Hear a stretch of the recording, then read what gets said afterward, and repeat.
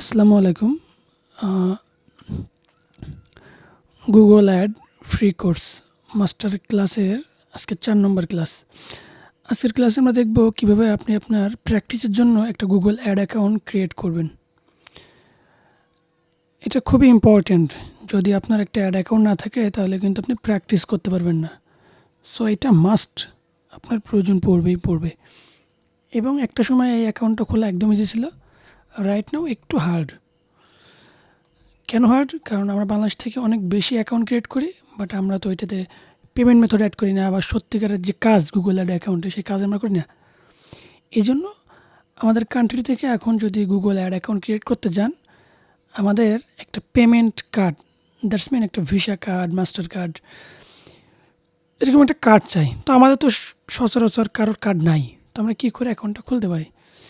তো এখানে প্রথম ক্লিক দিবেন, আর ব্রাউজারে সার্চ দিবেন গুগল অ্যাডস। এটা লিখে সার্চ দিলে ২ নম্বর যেটা আছে অফিসিয়াল লোগো দিয়ে Google ad get customer and sell more, এখানে ক্লিক দেন। এখানে ক্লিক দেওয়ার পরে দেখবেন সলিউশন।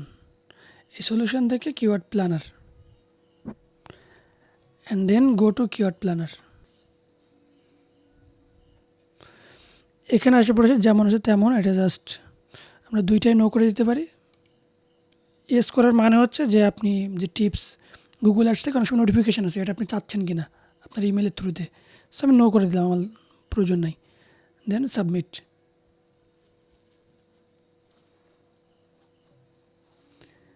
দেন এক্সপ্লোর কিওয়ার্ড প্ল্যানার।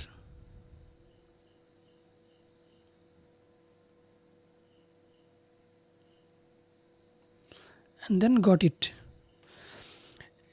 আপনার অ্যাকাউন্ট কিন্তু ক্রিয়েট হয়ে গেল খুব সহজে।